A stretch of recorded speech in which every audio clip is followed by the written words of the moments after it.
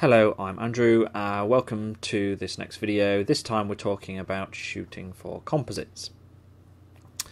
So it's very important when you are planning on doing a composite that you do as much preparation and shooting on the day of the shoot to make your life as easy as possible when it comes to the editing suite later on. So when it comes to actually cutting out your subjects and creating your composite, you need to really make your life as easy as possible, and also you need to put some thought into exactly what it is you want to achieve with your composite. So now, one of the biggest things you can do to make creating a composite as easy as possible is to shoot on a seamless. So this is a shoot that I did a long time ago, but I've recently posted it on my Facebook.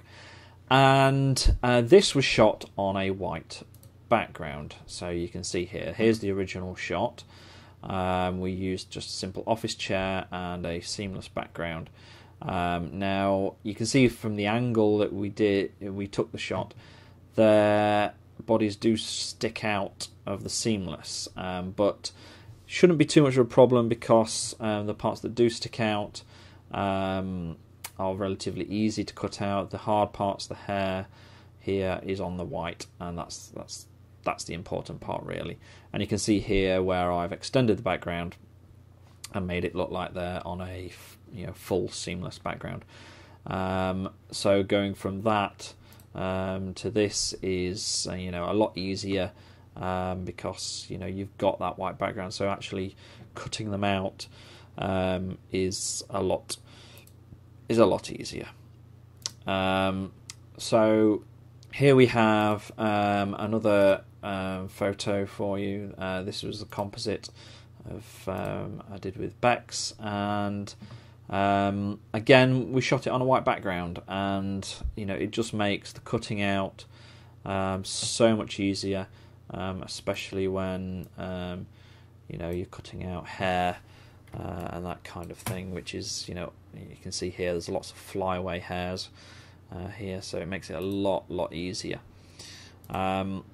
So that is one big thing you can do. Now there's much more to it than just shooting on a seamless background, and sometimes it's simply not possible to shoot on a seamless background. Now I've been doing lots of composites recently from my shoots at the MCM Expo earlier this year, and so I'm going to talk about them a little bit and the thoughts that I had when doing these photos. So here you can see the Batman Harley composite that I did.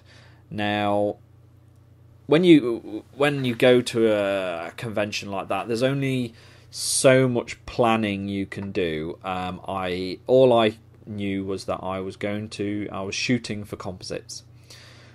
So I knew going in what I wanted to achieve. I wanted to get photos that I could use and turn into composite images. So that is what I did. I went purely to do that. So that is how I shot. Now for this image, to give you a few examples, with this image I first shot Harley. And I saw this girl walking around in this Harley cosplay, and I thought it was great. It was an excellent cosplay, and definitely wanted to do a shot with her. And she was carrying around this big hammer. So straight away I was thinking, right, I knew I wanted to get a Batman, as I wanted to shoot Kirk in his Batman costume anyway. So I thought, right, how can I use that hammer? And the natural thing was to get her to kind of wield it as if she's going to clobber Batman with it. So that is how I posed her. And these were the only shots I really took of Harley. So it was a very quick photo shoot, and you can see it's a very complicated backdrop. But even then, I tried to take measures to make my life as easy as possible. So obviously with this cosplay, she's got blonde hair, and hair always being the problem to cut out, I did my best to try and, given the situation I was in, to try and get her on a background that contrasted with her hair, which is why I did a low angle here to get her hair up onto this red backdrop, just to make things a little easier for me. So once I'd done that, I knew I'd taken that shot. So I needed, when I saw Kirk and I wanted to do his Batman, I knew I had this shot of Harley. And so I thought, right, well, the thing to do is to have Batman stood in front of her, maybe kind of unawares that she's there, and I can build a scene around that. So that is what I did. I found Kirk, and as part of the photos that I took with him, I did a couple like this where he's kind of sneaking along, and I was able to then comp them together and create this composite from it. So the next one was this one. Again, there was a lot of Attack on Titan cosplayers there at the MCM this year, and I'd recently watched all of Attack on Titan online. You can watch the whole thing yourself at Crunchyroll. It's a great little anime. I really enjoyed it, and when I saw all the cosplayers they're doing Attack on Titan cosplays, I immediately thought, well, I've got to do an Attack on Titan cosplay. And the obvious shot is to have the Colossal Titan peering over the wall. So I knew I wanted to do something with a Colossal Titan cosplayer. So I thought the obvious thing was to put a cosplayer down on the floor in front and kind of mimic the well-known Attack on Titan poster. And so I found this girl here and did this shot. So I knew what I wanted to do. I knew I needed to get a very low angle because I knew I'd be looking up at the wall and at the Colossal Titan behind her. So I shot low. I got her to do a kind of action stance and look off camera as if she's fighting something, fighting a Titan or something like that. And did that. And also I tried to make my life easy once again by getting her hair up onto the sky.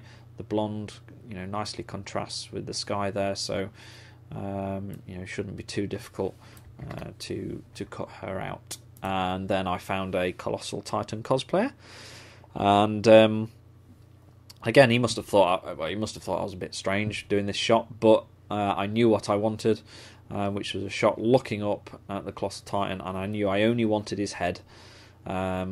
So that's what I did, and put them together, and it creates that.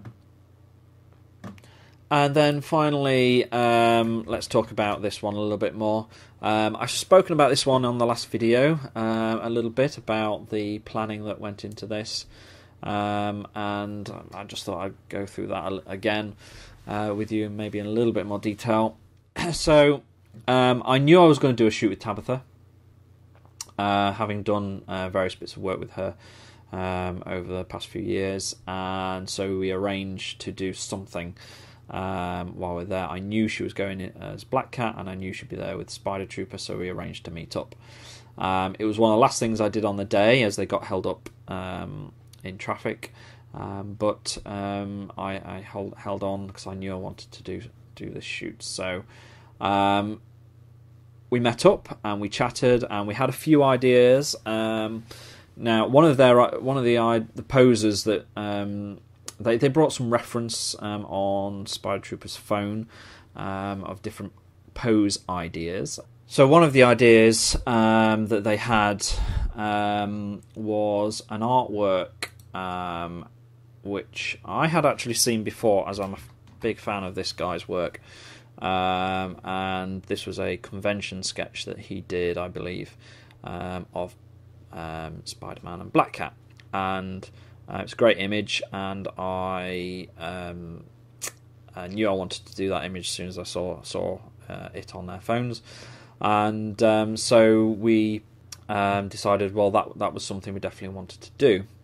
So we did. This is me taking the shot, taking this shot at the convention. This is a photo by Nick Acott of Sneaker Zebra. So thanks, Nick, for sending this to me. Much appreciated. So you can just see the leg of a light stand here. So I'm flashing them with an off-camera flash just to add a bit of directional light, and you can see that I'm shooting them against this red backdrop here. So here's the shot that I ended up with. This was posed to try and match the pose that had been drawn. We couldn't do it exactly, but we got as close as we could. Obviously, in the artwork, she's got both hands back, pulling on some lines here to keep herself pinned against Spidey. But very difficult to do that with two hands, so we just used the one. And this was a shot. So again, as I mentioned in the previous video, shot against a red background. Trying to make it easy for me to cut out the hair here. I'm just to try and make life easier for myself. And very pleased with this shot. And I knew that it would make a great composite. So I was able to flip it round and create this composite with that. So it's all about planning as much as possible. Now, with a convention, you can't plan as much as you might like to plan for obvious reasons, because I didn't know who was going to be there. It was purely just going along, looking at people's cosplays and going, right, does any idea spring to mind for a composite when I look at people's cosplays? And that was literally it. I went with no preconceptions. I just knew what I was going to be shooting for, which was shooting for composites. And so it was all about, I just watched the crowd, and if anyone walked past in a cosplay that sparked an idea, made me go, yes, that's an idea, then I would grab them and ask for a photo. And that's pretty much the most amount of planning you can do when you do this at a convention. If you're not at a convention and this is a planned shoot, then you really need to be doing a lot more planning than that. Coming up with poses and ideas and things you want to do, want to try. That's it's the only way you're going to get good results is by planning. So that's a really important part of doing any kind of composite photography. So that's it for this one. I hope that was of interest to you. I'll be going through more techniques and ideas and whatnot as time goes on in more videos. So do subscribe and like the video and share it on Facebook and Twitter and all those places. If you think anyone might be interested in this kind of information. So thanks again, and see you on the next video.